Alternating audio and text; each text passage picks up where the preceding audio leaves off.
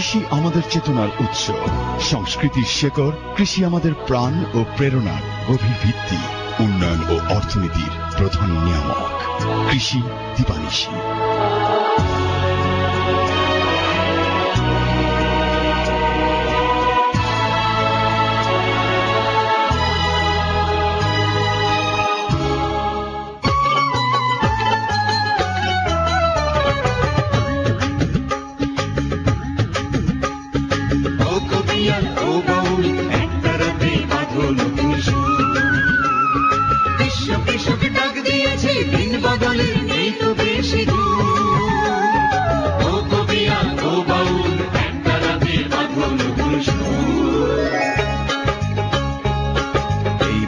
ফিরিয়ে দেব মাটির গুণাগুণ,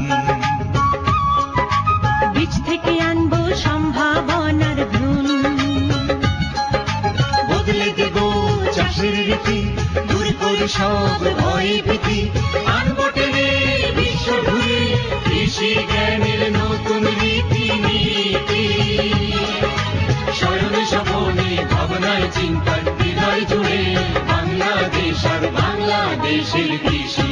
কৃষি দিবানিশি, কৃষি দিবানিশি।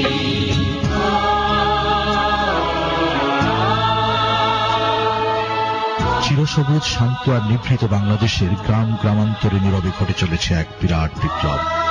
এই বিপ্লব ফলনের, এই জাগরণ শস্য বৈচিত্র্যের। পল্লীর বিজনের সীমাবদ্ধ নেই কৃষি। কৃষি এখন গ্রাম, বন্দর, নগর, জাতিরাষ্ট্রের সীমানা ডিগিয়ে বিশ্বায়নের পথে। পৃথিবীর উষ্ণতায় বদলে যাচ্ছে কৃষির মৌসুম, কমছে জমির উর্বরতা, তাগিদ বাড়ছে বীজ বৈচিত্র্যের আর জৈব কৃষির মতো নতুন উদ্ভাবনের। কৃষিপণ্য বিপণন, সংরক্ষণ ও উৎপাদন এবং বাজার ব্যবস্থাপনা। তাই আধুনিক বিজ্ঞান ও প্রযুক্তির সর্বোচ্চ আগ্রহ নিয়ে এই নীরব বিপ্লবকে দিতে হবে নতুন গতিবেগ। দিন বদলের নতুন অভিযাত্রায় কৃষি ও কৃষককে পরিণত হবে প্রেরণার উৎস, চেতনায়, মননে সারা দিবানিশি।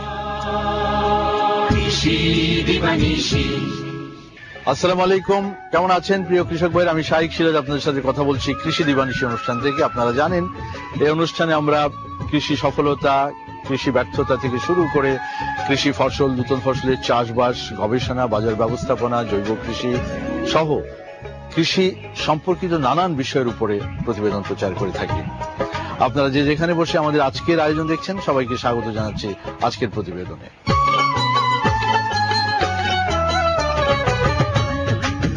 দর্শক বন্ধুরা, আমি আপনাদের সাথে কথা বলছি নেত্রকোনা থেকে।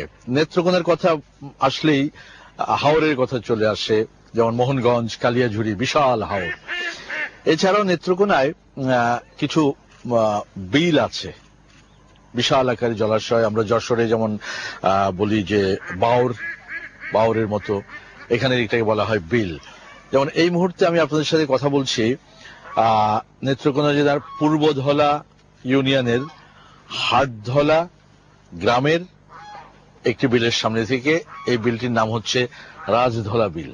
লক্ষ্য করুন, বিশাল বিল, প্রায় 150 একরের উপরে এই বিলটির আয়তন হবে। এই বিলটির বিশেষত্ব হচ্ছে যে সারা বছরই এই বিলটাতে কম বেশি পানি থাকে। এখন যে পরিমাণ পানি দেখছেন, এটা বর্ষা মৌসুম নয়, শীতের সময়। তারপরেও এখানে এই শীতের সময়, শুকনো মৌসুমেও পানি এর চেয়ে আর কমে না। আজকে এই বিলটাতে আপনাদেরকে নিয়ে আসছি, তার একটি উদ্দেশ্য আছে।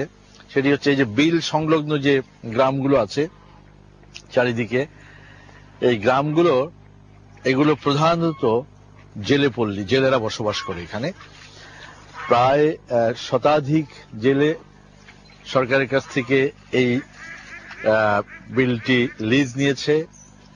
লিজ নিয়ে তারা মাছ রক্ষণাবেক্ষণ করে, দেখভাল করে, এবং এটাই তাদের রুটি রুজির একমাত্র উৎস। আমি ওই যে দূরে একটি টিনের বাড়ি দেখা যাচ্ছে, এটি হচ্ছে এদের অফিস কক্ষ। এই বিলটির আরো একটি বৈশিষ্ট্য আছে যে আমরা জানি যে জাল যার জলাতার, এই কথাটি সরকারিভাবে বললেও আসল যে জেলে সম্প্রদায়, এরা বিল সরকারের কাছ থেকে লিজ পাওয়াটা এদের জন্য খুব কষ্টসাধ্য হয়ে যায়, তারা সাধারণত পায় না। কিন্তু এই যে রাজধলা বিল, এটি সম্পূর্ণ আলাদা। দীর্ঘদিন যাবৎ এই এলাকার মৎস্যজীবীরাই এই বিলটি সরকারের কাছ থেকে খুব সহজেই লিজ নিচ্ছে, কোনো কাঠখড় পোড়াতে হয় না, এবং তারা এটা দেখভাল যেমন তারা করে, মাছের প্রজনন ঘটার জন্য তারা যেমন সবসময় সহযোগিতা করে।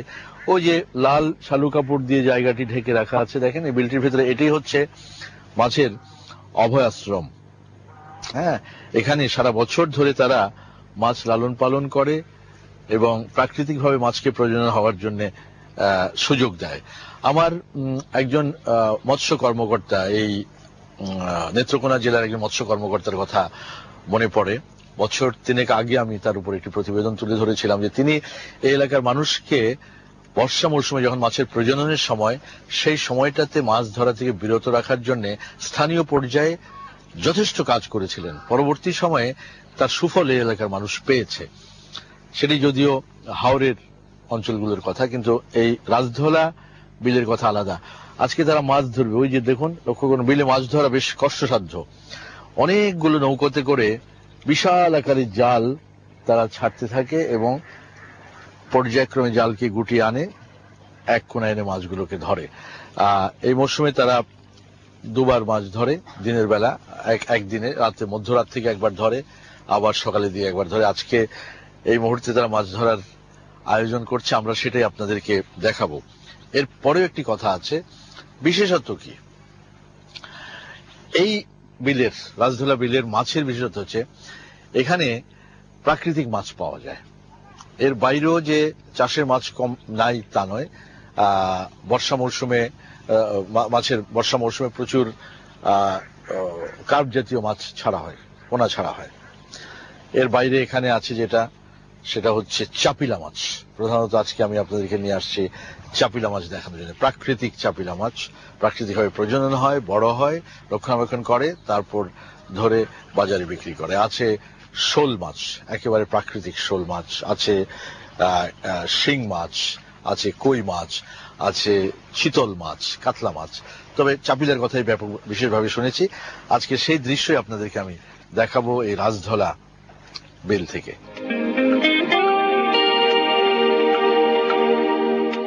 নেত্রকোনা জেলার পূর্বধলা উপজেলার হাটধলা গ্রাম সংলগ্ন এই রাজধলা বিলের আয়তন 155 একর। বছরের প্রায় সব সময় পানি থাকলেও এর আশীর্বাদ থেকে বঞ্চিত ছিল হাজার হাজার মৎস্যজীবী। কোন রকম প্রাকৃতিক উৎসের মাছ ধরে দিন যাপন করত এই মানুষগুলো, যারা নিজের হাতেই সরিয়েছেন অভাব আর দারিদ্র্যের সেই সব দিন। প্রাকৃতিক সব ধরনের মাছ এ বিলে থাকলেও চাপিলা মাছের জন্যই এটি বিখ্যাত। এখানে জাল ফেললেই উঠে আসে রূপালী চাপিলার ঝাঁক। এই অবস্থানটি আনতে সময় লেগেছে অনেক প্রতিকূলতা পার করে গ্রামীণ জেলেদেরকে আনা সম্ভব হয়েছে সমবায়ের আওতায়। তারা সবাই ভূমিকা রেখেছেন চাপিলার মতোই দেশি মাছ সংরক্ষণে। সামগ্রিকভাবে আগের চাইতে ভালো আছেন না খারাপ আছেন, কোনটা, কোন দিকে যাচ্ছে? আগের চাই আমরা চলে যাইতে পারি আর কি, মোটামুটি চলে ফিরে যাইতে পারি। আগের চাইতে চলে যাচ্ছে এখন। আচ্ছা, দিনে কয়বার মাছ ধরেন এই মৌসুমে? 2 বার। একবার কখন হয়, কখন কখন ধরেন? একবার ওই 17 ভোরে, শহরে। এই মাছ কোথায় যায়? মাছ তো পাইকারি কিনে নেয়, বিভিন্ন বাজারে নিয়ে যায়। আচ্ছা আচ্ছা, কি কি মাছ পাওয়া যায় এই বিলে? চাপিলা, আপনার রুই, কাতলা, মৃগেল, চাপিলা, চাপিলাটা বেশি হয়। এখনো সব সমস্যার শেষ হয়নি। স্থানীয় যোদ্ধার আর প্রভাবশালীদের দৌরাত্মে মৎস্যজীবীরা এখনো বঞ্চিত হচ্ছে নানা অধিকার থেকে। আপনাদের কি কি অসুবিধা আছে সেটা বলেন তো। এই মাছ ধরা, মাছ রাখা, মাছ ধরা, মাছ আমরা পাবলিক নষ্ট করে ফেলে না, ধরে ফেলে। ও, তো আপনারা যখন মাছ ধরে তখন আপনারা পাহারা দেন না? পাহারা দিলে মানে না।